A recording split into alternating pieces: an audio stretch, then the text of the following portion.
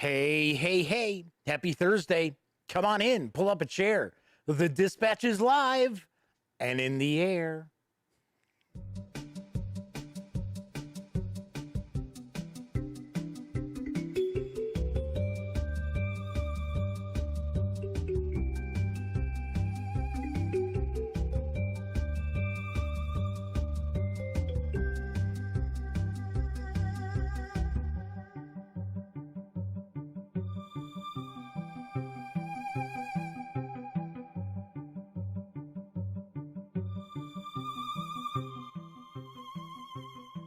Howdy, howdy, howdy, gang, and happy holidays. Welcome once again to the Duct Tape Studios. I'm Jeff McAleer, your relatively humble host here at the Gaming Gang Dispatch. I also happen to be the Grand Poobah of the GamingGang.com. So welcome aboard. Tonight is Thursday, December 10th, 2020. This is live stream number 587. If this is your first time popping in, welcome aboard. Kick back, relax. Don't take your shoes off, though, because I don't know. I don't know how sweaty your feet might be. But you can kick back and relax. This is not rocket surgery by any stretch of the imagination. I just hang out and mainly share the latest in tabletop gaming news.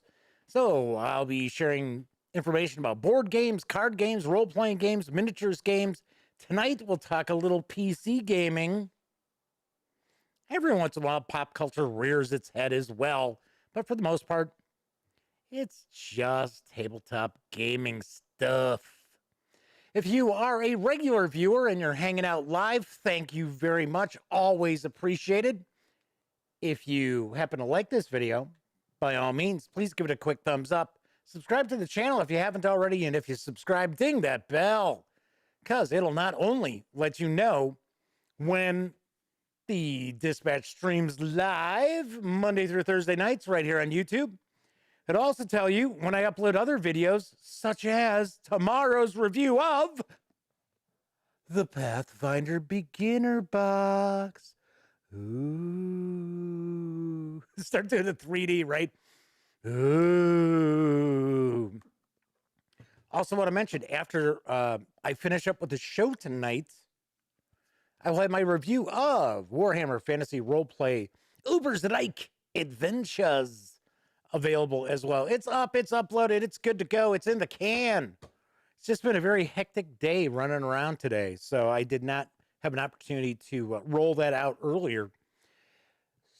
So, I also do want to point out, when you're not watching videos on the Gaming Gang channel, be sure to visit thegaminggang.com for all the latest in gaming news, reviews, comics, movies, TV.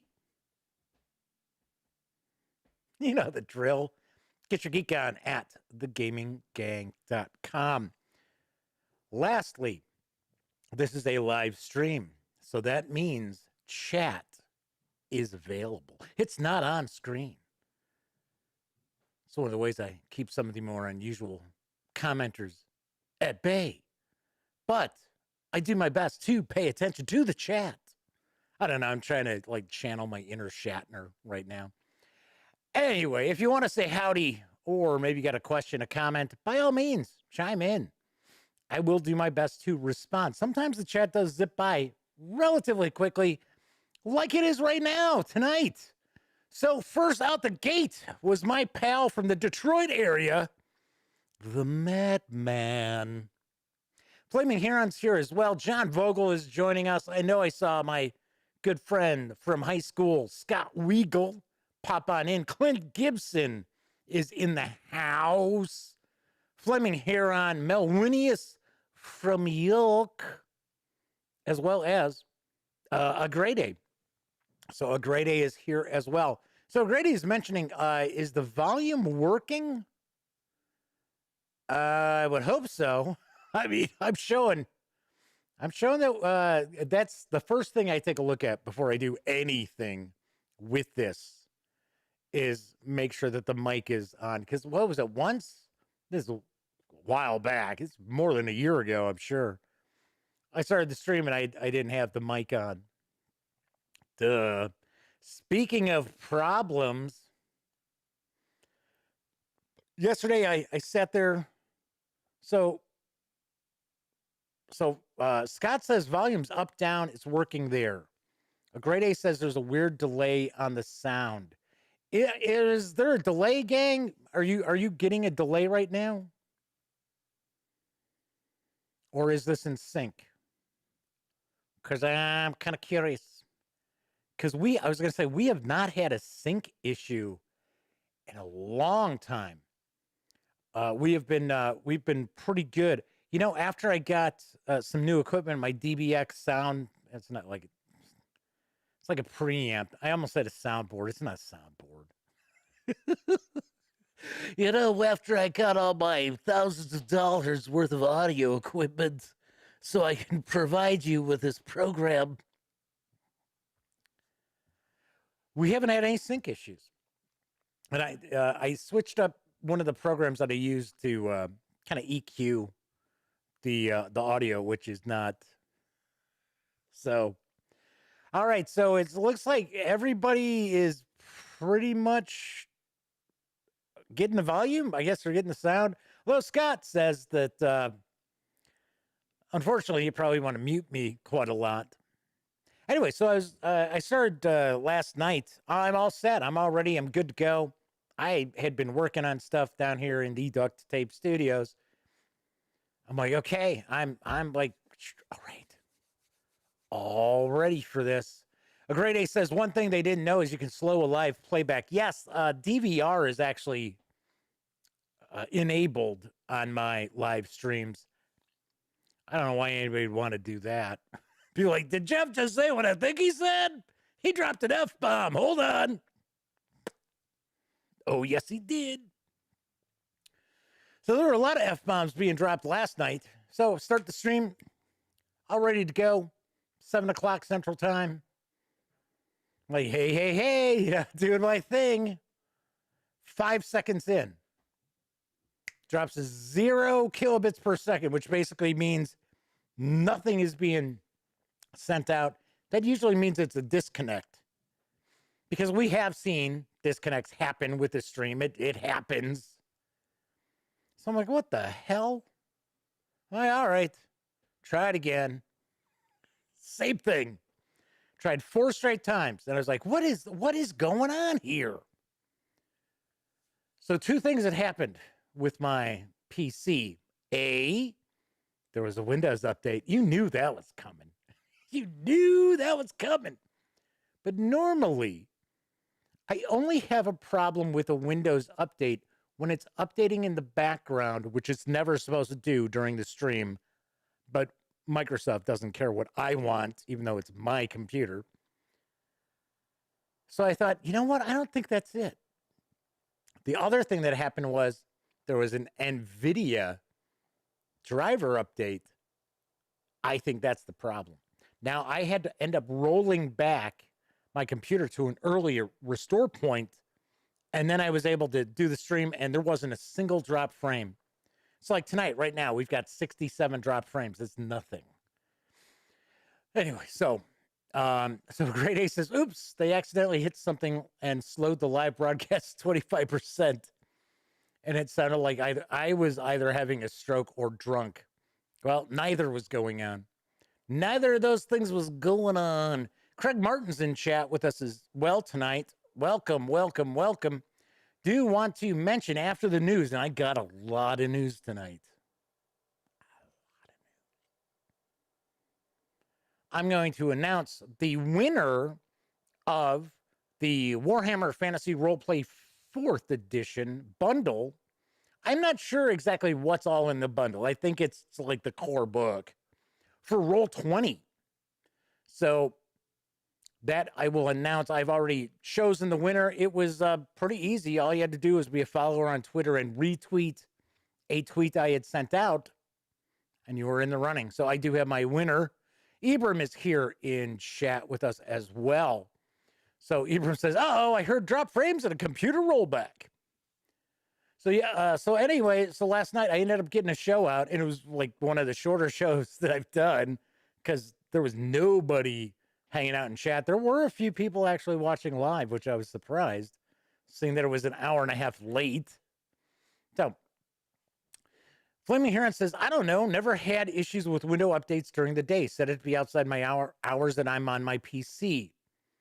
Yes, and I was going to mention this. Flaming Heron mentions this too. The NVIDIA update was mostly for Cyberpunk 2077. Yes, but the thing is, NVIDIA was like scrambling to get that patch out. It wouldn't surprise me if they did something that screwed up. It's what's known as the, I think it's NVEC 264, because I have to render this video in real time. And that's why I've got a pretty good graphics card. And I actually don't use the regular 264 codec. I used NVIDIA's special codec. So I think that's the problem. So I'm still on the rolled back computer because I figured, well, the stream worked perfectly after I did the rollback. So after I did the restore, so there you go. All right. So Grade A says 2077 is going to need more than just an NVIDIA update. Yeah, I am hearing a lot of stuff. People are very, very disappointed. I don't know. I got to be honest. I was not somebody who was like going to be like, oh yeah, I got to get it right now. No, I figured I'd wait because I'm hearing that it's still undercooked, that it's buggier than hell. I've heard things about, I guess you can have junk. Like when you're naked, you've got junk if you're, male, female, whatever. I guess women don't really have junk. Men have junk. So I've heard it disappears and sometimes it just reappears over your clothing. And it's like, oh, okay. Doug Roberts has joined us in chat. Welcome aboard, Doug. I think this might be Doug's first visit. I might be wrong. I'm usually wrong about these things. They're like, no, what do you Jeff, I was here last week. But if it is your first visit, actually, regardless if it's for your first visit, welcome aboard. Make yourself comfortable. So let's get on into the news because, like I said, I got a lot of news tonight. First off, hitting stores later this month, in fact, I think it might be next week, is Small Samurai Empires. Here's the latest from Archona Games. I think that's how it's pronounced. Or Archona Games? Maybe it's Archona Games. Small Samurai Empires is an action programming area control game for 2 to 4 players, where players are fighting for control of Japan with their armies of samurai.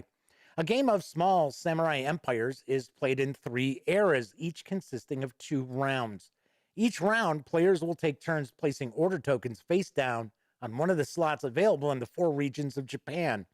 When all players have placed their tokens and filled all the token slots, they'll be revealed and resolved one by one by the owner of the token. These order tokens will enable the players to recruit mighty samurai armies, move their armies to conquer provinces, build castles to defend and maintain control of their provinces, and do other meaningful actions. At the end of each of the 3 eras, the players will score points depending on the regions they control and their value, which can change during the game as it progresses.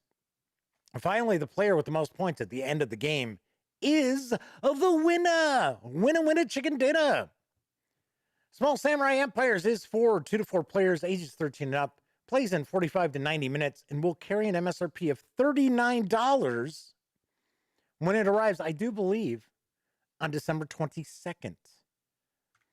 This looks kind of interesting. I could kind of dig something like this. A little area control, a little bit of a war game. You got your meeple armies of samurai. Kind of cool. Doug says, no, I've been here many, many times. Is it, Doug, did you change your little icon? Because that's why I saw like the icon with like, it's like a little green person. I was like, I don't think I've seen that before. That's why I was like, has Doug been here before? Duh. So this is something to keep an eye out for. Like I said, this looks like this could be kind of interesting.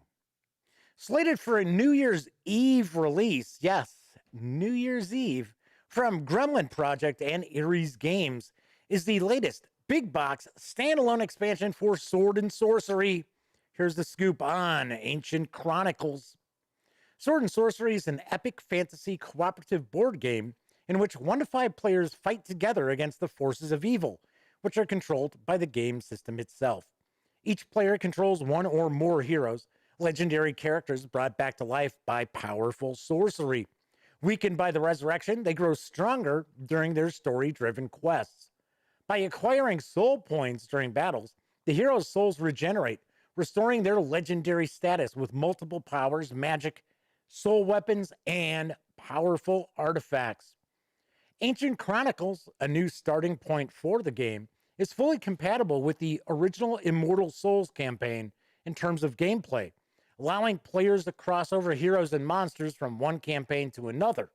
Gameplay remains familiar, but this new cycle also introduces new elements to the setting, expanding both the narrative engine and the mechanisms without making the game more complex. Thank goodness. The Ancient Chronicles campaign, that was me saying thank goodness it's not going to be more complex. The Ancient Chronicles campaign is set in the distant past of the events narrated in the Immortal Souls campaign. Sword and Sorcery, Ancient Chronicles is for 1 to 5 players. Ages 12 and up, plays in 60 to 90 minutes. It's going to carry an MSRP of $89.90 when it arrives on December 31st. Dun, dun, dun. So yes, Flaming Heron says, you have too common a name, Doug Roberts. If anyone forgot my name, I'd be worried. Hey, Flaming Heron, is this your first time visiting with us? How come your name in chat is blue? I don't understand. Kabuki Kid is here in chat. Double K's in the house. A Great A says that he backed this Sword and Sorcery edition. I have reviewed Sword and Sorcery Immortal Souls, isn't that it again? I liked it. I think it's way too fiddly, which is not a word that I really like to use. There's just all these little moving parts that didn't need to be in the game. It just seems to bog down a bit, but it's pretty cool. My biggest criticism of the game was the miniatures, because the miniatures were very soft plastic, which you have, if you're going to paint those, which if you're going to buy a game that's got a bunch of miniatures, I would assume you want to paint them. You have to treat that plastic to stiffen it up, which can sometimes make it very brittle and easy to break. So I was disappointed by the miniatures. The sculpts were decent, a little soft, but I like the spears and stuff like that. It was like, so yes, Flaming Heron's like, and what is that wrench next to your name? I just don't understand it. Now, Winius says the next Ares game to get is going to be Sword and Sorcery. Galaxy Defenders. I remember back in the day, I actually did a preview for Ares games for Galaxy Defenders before it went to Kickstarter. And it was like, wow. It was like out of nowhere they had approached me. This is back in the day when I was out in Arizona and Elliot was part of the team, and it was pretty cool. Sweet, sweet, sweet. All right. It's Thursday. So that means we've got freebies over at the Epic Games Store. So usually we get a single free PC game. Sometimes we get a couple. Sometimes we've seen 3. This week brings a double dip of role-playing game action, absolutely free, from the Epic Games Store. Here's the skinny, because first off, we've got Pillars of Eternity, the definitive edition, which is from Obsidian Entertainment and Paradox Interactive. Here's a bit about the game. Obsidian Entertainment, the developer of Fallout New Vegas and South Park, The Stick of Truth, together with Paradox Interactive, bring you to the original incredible world of Eora and send you on an unforgettable adventure where the choices you make and the paths you choose shape your destiny. Recapture the deep sense of exploration, the joy of a pulsating adventure, and the thrill of leading your own band of companions across a new fantasy realm and into the depths of monster-infested dungeons in search of lost treasures and ancient mysteries. The definitive edition includes the award-winning Pillars of Eternity, alongside its expansions, The White March, Parts 1 and 2, as well as all bonus content from the Royal Edition. I have no idea what that had been. You can play as one of 6 races: human, Amwa, I forget what those were, dwarf, elf, godlike, and Orlan. There's deep character customization. Build a character as one of 11 classes, such as barbarian, chanter, cipher, druid, fighter, monk, paladin, priest, ranger, rogue, and wizard. Sculpt your own story. Side with various factions using a reputation system where your actions and choices have far-reaching consequences. Explore a rich and diverse world. Beautiful, pre-rendered environments laced with an engaging story and characters bring the world to life. Journey to new regions and meet new companions in the White March, Parts 1 and 2, the game's expansion chapters, and find new stories to experience. I've got a short launch video. This game came out about 5 years ago, if I remember right, maybe even longer than that. But let's take a peek at Pillars of Eternity. Peggy 16.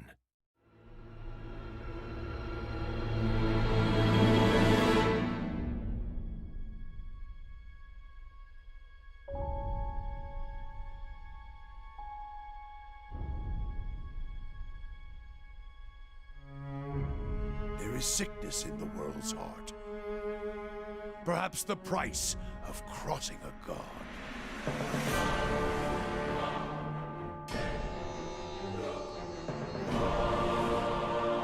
Have you ever conceived a hollow-born child?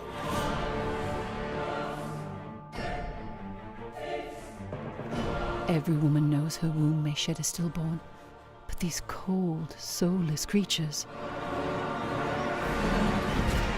Refugees from every corner of the Deerwood. We've been lied to. Our whole lives, and many lives before that. Deerwood is a rebel country. Conflict is in its blood. This is about my people. If that's not worth blood, I don't know what is. Not all deaths come with stilled breath and stilled heart.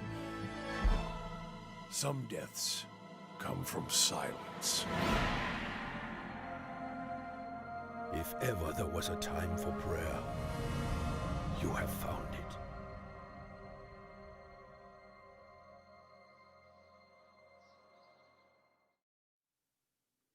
It's available now, all right. It is available right now, absolutely free, over at the Epic Games Store. Next up, also from Obsidian Entertainment and Paradox Interactive, is Tyranny Gold Edition. The ultimate Tyranny experience that includes every Tyranny expansion and all additional DLC. It includes the base game. Bastard's Wound.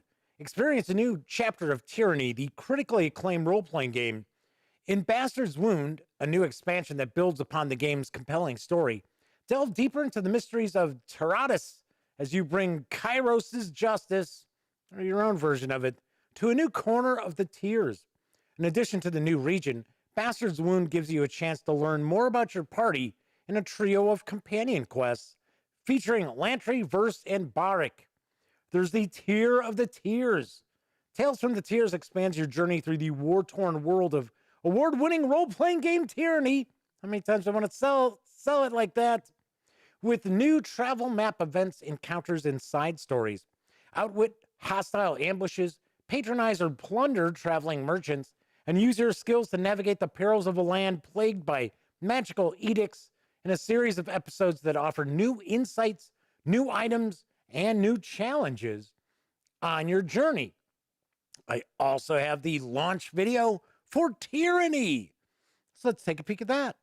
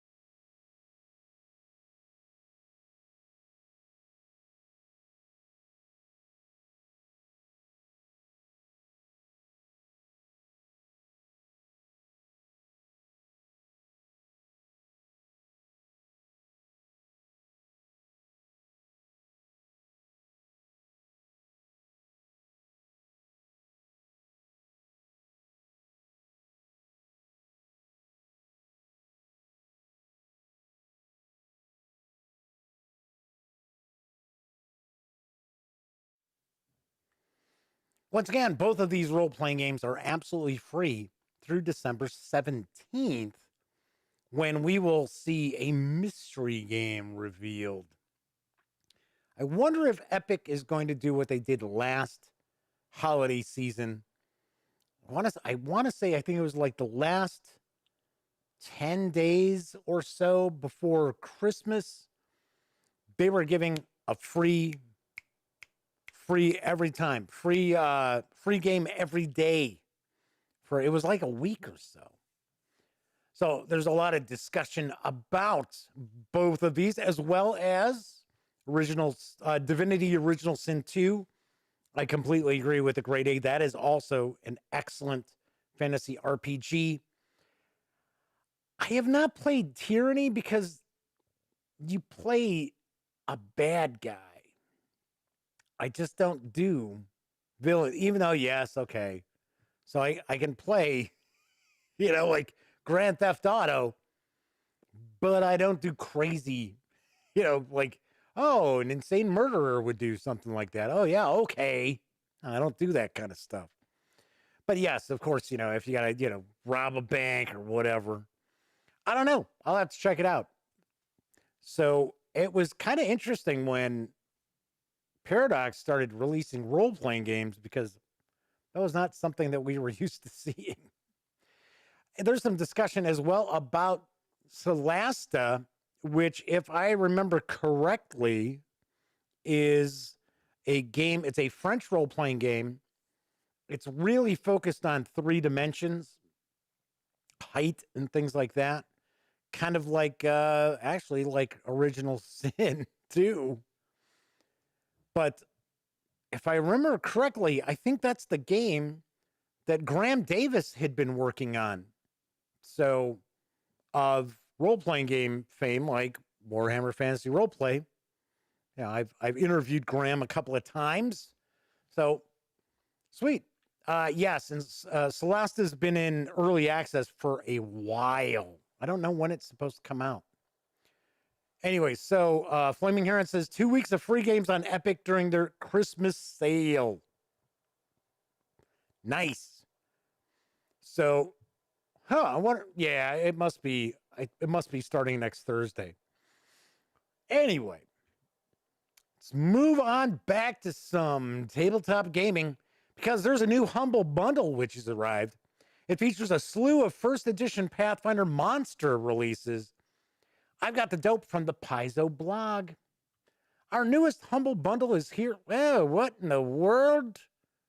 Oh, I know what happened here. Another one of these, forgot, it didn't save the slide. Bing. Let's try that again. Our newest Humble Bundle is here to help you deepen your knowledge of Pathfinder monster lore. What is Humble Bundle? Humble Bundle sells games, ebooks, software, and other digital content. Their mission is to support charity while providing awesome content to customers at great prices. They launched in 2010 with a single 2-week Humble Indie Bundle, but have humbly grown into a store full of games and bundles, a subscription service, game publisher, and more. How does it work? Pay what you want. The core of the bundle philosophy is flexible pricing. When you buy a bundle, you can choose the price you want to pay. You can even choose how your money is divided between Paizo, charity, Humble Partners, and Humble Bundle. You're going to contribute to charity. Every type of product they sell contributes a portion of proceeds to charity. On many products, you can allocate part or even all of your purchase to a charity of your choice. You can learn more on the charities page. Then, kick back and play. When you purchase something on Humble Bundle, you'll get a key to redeem a digital product on Paizo.com. Pathfinder has a new edition, but the lore of the world we have created for more than a decade is still valid and vibrant. This is your chance to dig into the Pathfinder archives and pull forth character and adventure threads that are still ripe for development. Get official Pathfinder ebooks and PDFs like Dragon Slayer's Handbook, Dungeon Denizens Revisited, Hell Unleashed, Mystery Monsters Revisited, and Monster Summoner's Handbook. Plus, your purchases will support comic books for kids, whose mission is to make sure that every child in a hospital or cancer center has a comic book. Of course, not all comic books are right for kids, so they have a sister program called Comic Books for Troops, providing no-charge comic books to all branches of the military. It's one great nonprofit with two great programs. The Pathfinder Monster Lore Humble Bundle runs through January 4th, so pay what you want. You can get up to $378 worth of books and support charity. You can climb aboard starting at $5, which I'm kind of surprised. It's usually $1, but it's $5 this time. But you can get everything in the collection. Like I said, a $378 value for $18, for an $18 donation. So if you are looking for a lot of monster lore, this be it. Doug Roberts says that he's kicking back. Is this the first time you've joined us, Doug? Sorry. Doug is building a 1/25th scale model truck while watching, living the life. Flaming Heron says that with Tyranny, it's not the kind of bad guy you'd think. It's a gray area, at least from what he's played. Yeah, I kind of understand it. You don't necessarily have to. You could be worse than the big bad Dark Lord who's won. That's the whole point of the game. It's like, hey, there's no fighting the Dark Lord anymore because he won. And you're like one of his big henchmen who could possibly overthrow him, I think. All right. So Pathfinder First Edition must be the pen and paper RPG with the most monsters. They have 6 bestiaries, says Melwinius. I would think yes. I would think yes. Out of the major fantasy role-playing games, yeah, because even if you go back to, is it 2nd edition D&D that had the most books from TSR? I don't think they had that many monster books. I think they had like 3. All right, there was a big news piece that broke today. Shared it already over on the website. Pre-orders have begun for the Dune Adventures in the Imperium role-playing game. And I've got today's announcement from Modiphius Entertainment. Today, we're delighted to announce the pre-order for the Dune Adventures in the Imperium role-playing game. And it's now live with shipping expected in April. The Dune Adventures in the Imperium role-playing game takes you into a far future beyond anything you've imagined, where fear is the mind killer. So be sure to keep your wits about you. The Imperium is a place of deadly duels, feudal politics, and mysterious abilities. Noble houses politic constantly for power, influence, and vengeance in a universe where a blade can change the fortunes of millions. Build your house, carve your place in the universe, or rebuild an ancient lineage and fight for the Imperial throne. Take your characters on a journey through the storied worlds of this sci-fi masterpiece. Inhabit elite agents working for noble houses where mentats, sword masters, spies, Bene Gesserit sisters, devious advisors, or even desert fremen join together to follow your banner. Whoever you choose to be, remember that those that control the spice control the universe. We have a huge range of books, bundles, and accessories to explore with way too much detail to list here. So come and visit the Dune RPG Discovery page and explore the battle for Arrakis at your leisure. All pre-orders and those who order with their local retailer by January 13th will get the full PDF when this goes to print in the spring. In the next few days, pre-order customers will get an 80-page fully playable preview as well.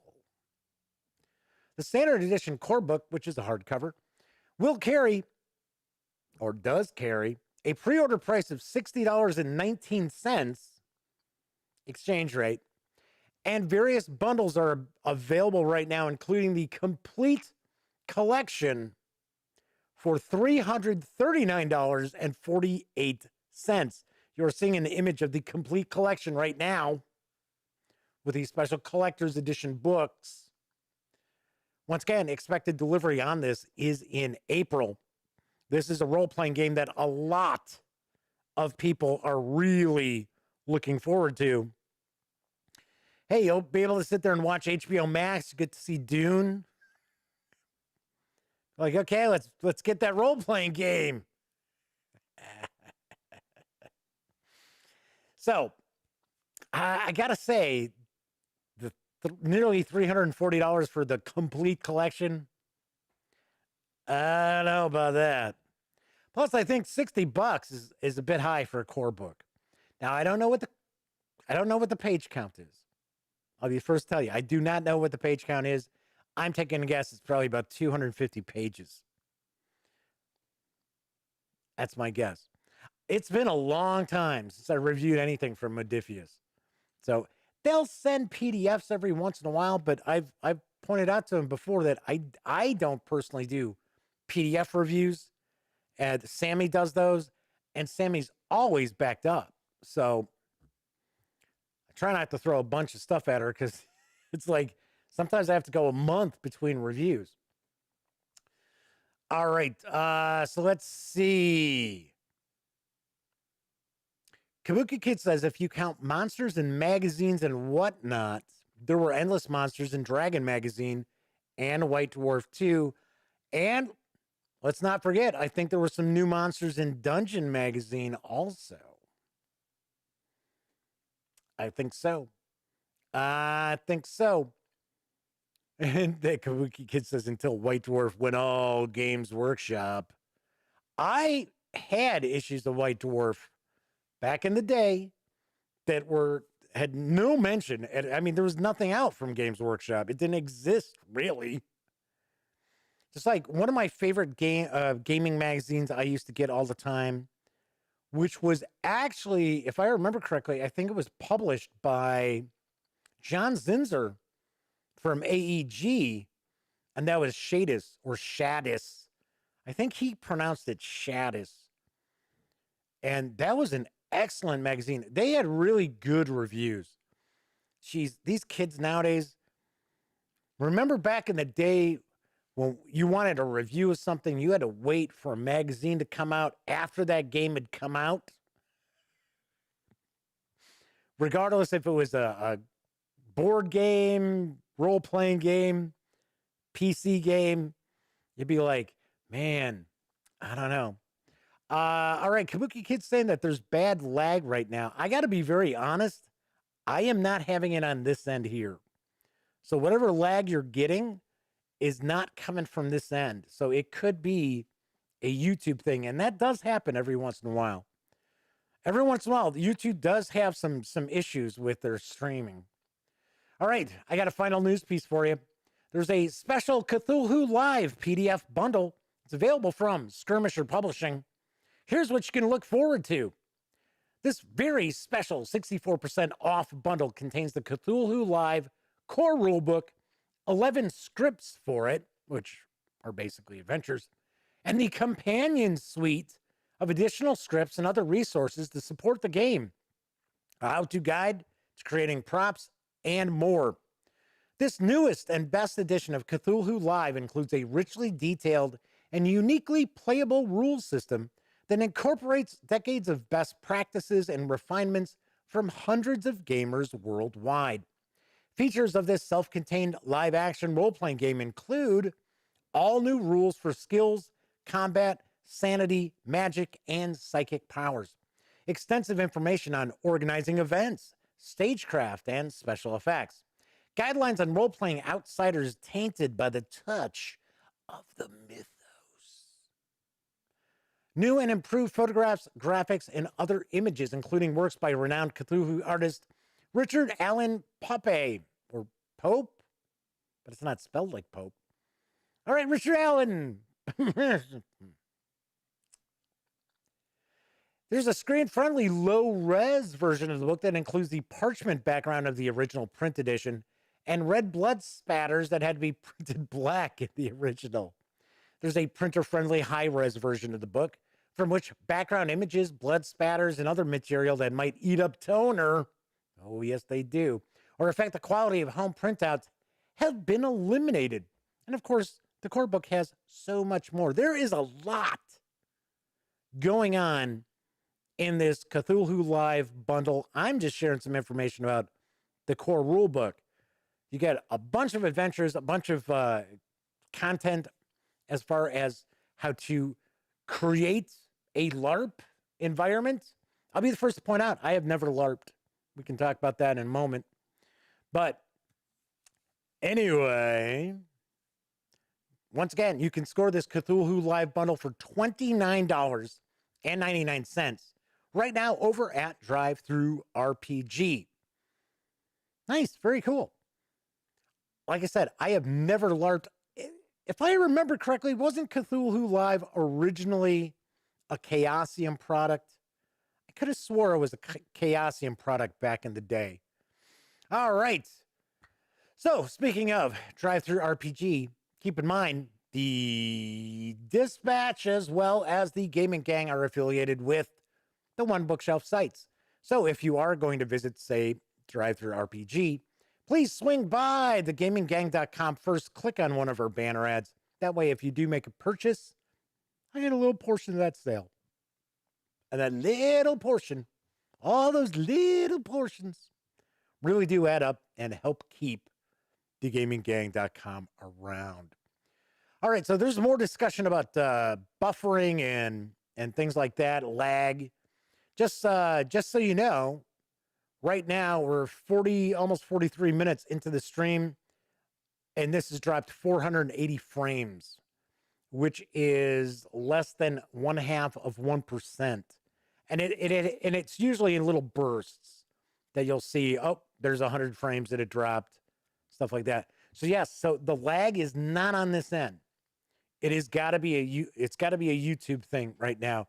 You know, I wouldn't be surprised. Yeah, I don't know. Maybe I'm right, maybe I'm wrong. The Game Awards are going on right now, and I know that there's a lot of people who are live streaming that, as well as a live stream of it. That would not shock me what might be going on here. So, Flaming Heron says, not me, he has terrible internet, but streaming seems to be the problem more if you weren't watching it live. Wow, that's weird. Ha ha. Doug Roberts. Hey, is this your first visit, Doug? I'm so embarrassed by that. I hate when I do that. Man, what's wrong with YouTube today? Damn you, YouTube! And your parent Google. The Google. Anyway, so as I was saying, I have never LARPed before. I've ERPed before. But I have never actually LARPed. I don't know. It's just, maybe it's because I almost always am the person running the role-playing game. I'm always the game master. I have not actually sat down and been a player in a role-playing game, in a tabletop role-playing game. Decades.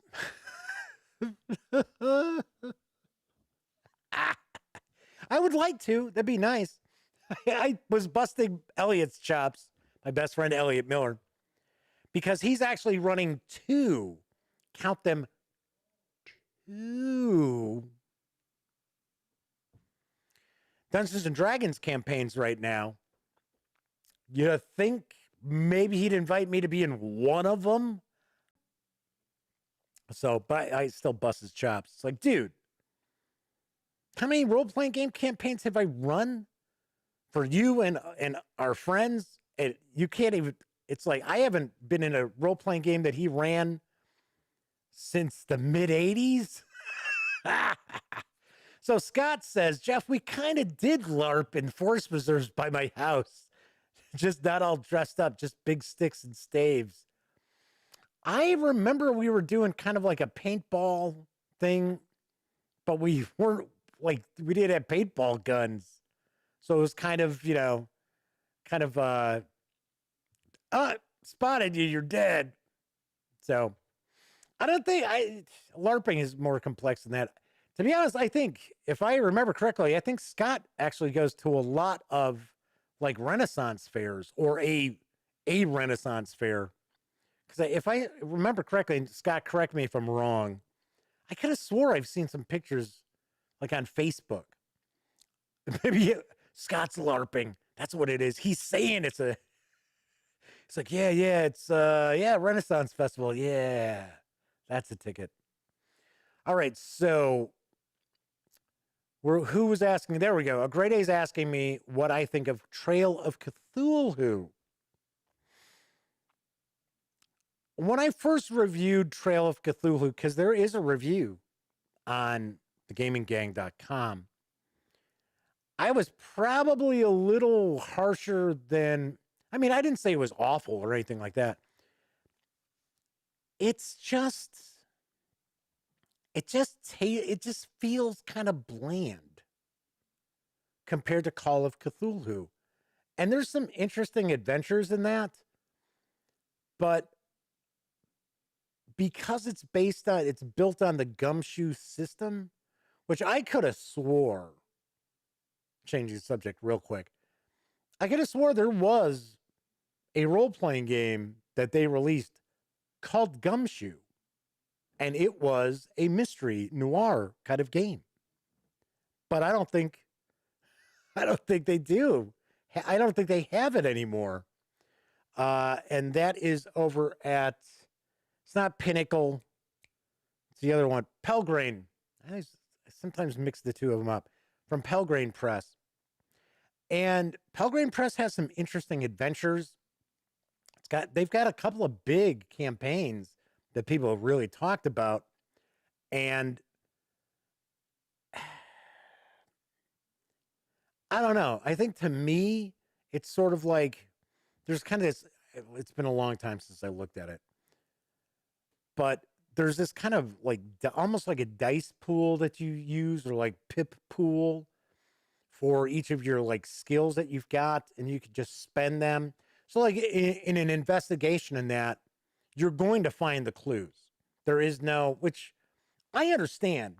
One of the aspects of Call of Cthulhu that irritates the hell out of people is the fact that you've got the spot hidden item and like, you know, library use rolls and things like that. And it's very easy, if you are playing it by the book, for player characters to miss out on clues and not know what's going on, and the game kind of bogs down because it is an investigative game. As much as people talk about, you know, the Lovecraftian horrors and the high mortality rate of the player characters and things like that, it still boils down to an investigative game.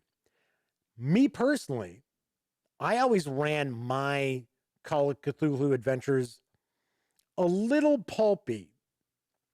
Now, I don't mean that it was like, oh, the shadow and, oh, wow, so there's a spider coming right down. I wonder if you'll see it. You probably just saw it out of focus. I'm watching, it came just to the side of the lens. I'm like, because it's really warm today. It was really warm here yesterday in the Chicago area. Isn't it like in the 50s? Yeah, there's no global warming. Oh, no, absolutely not. But I always ran my Call of Cthulhu games a little pulpy, a little cliffhanger-ish. So I would tend to end my sessions with a cliffhanger. I was famous for, you know, Fade to Black, where, you know, something's happened to the player characters and they've been knocked unconscious or something like that. They don't know necessarily if they're still alive or not. So I used to do that a lot. I did a lot of the kind of like cliffhanger stuff, and I'd throw some action in, especially since we had Elliot's nephew Paul, who was younger than us, and he was the action guy. He always wanted action. Okay, so anyway, yes, the Kabuki Kid says, yeah, hard to beat Call of Cthulhu. Trail of Cthulhu, you know, if you're looking for more of like a mystery game, yeah, I don't, mechanically, I don't know. It's fine. I guess that's the way I'll put it. It's all right, but it's not as spooky and scary as some of the adventures should be. I guess I'll share one other story and then we'll move along.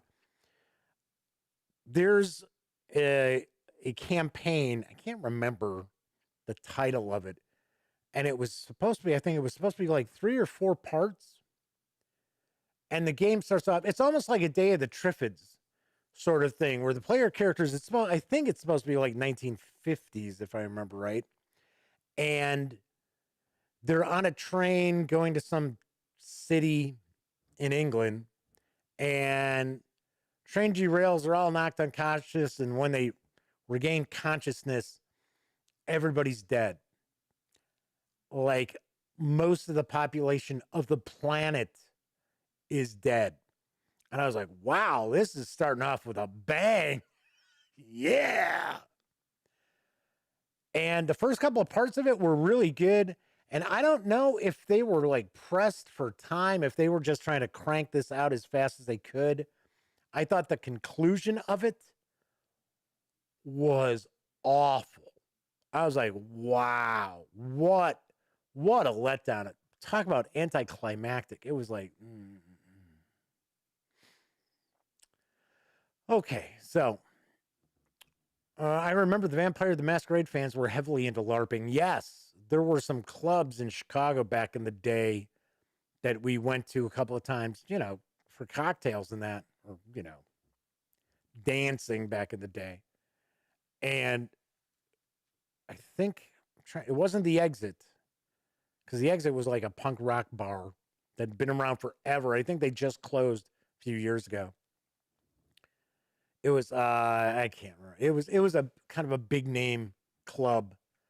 And you would run into, like, if you went onto certain floors, you would have people who were LARPing Vampire. And it was like, okay. So Scott says he has a goal of visiting fairs in every state. Agrede says they like Justin Alexander's 3-rule tool for running RPG mysteries. 3 clues. For any conclusion you want the PCs to make, include at least 3 clues. Plan multiple paths to success. Yes. Exactly. Encourage player ingenuity. Give yourself a fail-safe. I used to let the players, and you got to remember, like Call of Cthulhu, because that is like my bread and butter role-playing game.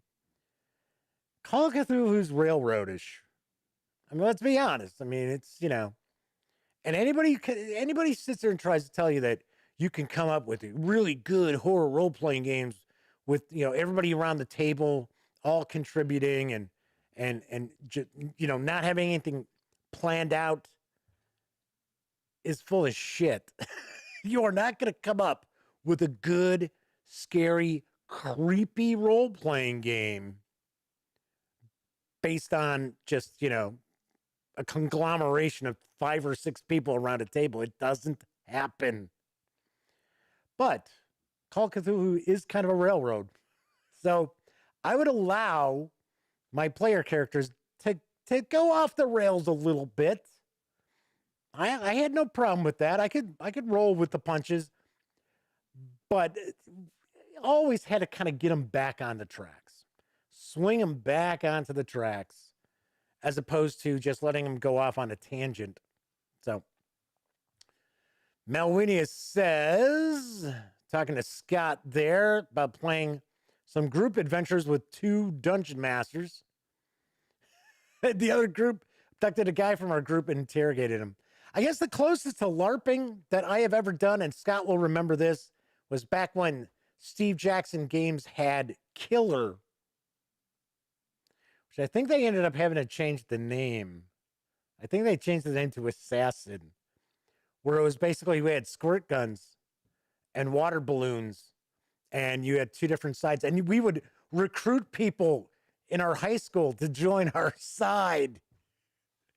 Yeah, we ended up, I know I was one of them, got dragged in to the office and was told, knock it off. So Scott says most decent systems still requires a good campaign and manager to be perceived good or not. A good system will seem bad if poorly run. Oh, I'm right with you. And I've said it time and time again, and Scott is mirroring exactly what I've said. You can have the greatest role-playing game in the world, and you got a bad game master, lousy players who aren't really... just like you got players who is like, oh, it's all about my characters, I need to shine all the time. No. So bad players can ruin a fantastic game system. Good players can take a piece of crap like Fatal. Won't even go into detail about that, but I'm sure folks out there know what Fatal is or was. They can take that and actually, make it into an exciting session of gaming. So, a Great Ace says, there's a great mini RPG kit called Ghost Lines from 1-7 Design. Patrol on the roofs of the rail cars, dislodging or destroying nefarious ghosts. I did see that Goodman Games has released their Christmas adventure. Yeah, Scott says, yeah, we did that in school with squirt guns and balloons. Yep, I remember that. And I remember it was me and I think one or two other people got dragged in and were told, knock it off. Or I'd be expelled. I was like, okay, all right, we're good. Yep, I remember that. It was pretty funny. All right. Remember the movie Gotcha? I'm sure I do. Off the top of my head, I don't remember what it was. I remember the movie Coming At Ya, like that spider was coming down. All righty. Anyway, so there was a contest to win a key code for the 4th edition of Warhammer Fantasy Roleplay for Roll20, and the winner is Kevin Thorpe. Kevin Thorpe, hopefully you're watching. Reach out to me, DM me on Twitter, and I will send you your key code for the Warhammer Fantasy Roleplay bundle. That's all I know. It's the Warhammer Fantasy Roleplay bundle. So like I said, I believe it is the core book. All right, Melwinia says, the 2 group adventures were great. A lot of work for the DMs as they would brief each other in intervals to coordinate the adventure. We were like 2 4-people groups and 2 DMs. That's not too bad. I have seen at conventions, they'll run stuff. Paizo's done this, where they've run just huge role-playing events where I think it's Pathfinder they did it for, last I had heard. And it was for the Pathfinder Adventure Society. And all the people in that event were all part of like one big adventure. I was like, wow, that's pretty wild. How the hell are they going to track all that? Okay, so that is it for tonight's show. That's also going to wrap up the week here at the Dispatch. Once again, if you like this video, by all means, please give it a quick thumbs up. Subscribe to the Gaming Gang channel if you haven't already. If you do subscribe, ding that bell, because it'll not only let you know when the Dispatch airs live right here on YouTube, Monday through Thursday nights, it'll also tell you when I upload other videos, such as my upcoming review for The Excellence from 9th Level Games. Of course, if this was your first time joining me, thank you very much. Just like Doug. Welcome aboard, Doug. Thanks for joining me. And the rest of us in chat. Anyway, of course, when you're not watching videos on the Gaming Gang channel, be sure to visit thegaminggang.com for all the latest in gaming news, reviews, comics, movies, TV. You know the drill. Get your geek on at thegaminggang.com. All right, everybody who hung out in chat, thank you very much. Definitely appreciate it. Had some fun. We had a good chat going tonight. We had a lot of people. A lot of people hanging out in chat. So, of course, I will be back on Monday. Hopefully everybody enjoys their weekend. I might actually go and experiment a little bit with Tyranny. since I already got it. As soon as those free games come out on Epic, I'm like, bing, bing. Get them all the time. Anyway, so those of you who watched live, thank you very much. And of course, I know a lot of people out there don't have an opportunity to watch live. I certainly appreciate anybody watching after the fact, even if you're watching on Memorex. Anybody who takes some time out to watch me just ramble on, sometimes incoherently, I definitely have a soft spot for. All right. Anyway, also do want to mention, as I wrap up all my videos right now during this never-ending pandemic, here's hoping all of you out there are being smart, staying safe.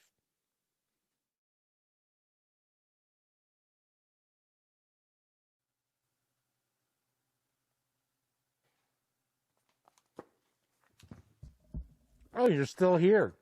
Well, if that's the case, if you'd like to subscribe to the Gaming Gang channel, by all means, click right here. And if you'd like to check out one of our recent live streams, click right up top. And if you want to roll the dice and see what the algorithm for YouTube recommends, click right here. And of course, thank you once again for watching. And gang, please stay safe and wear a mask.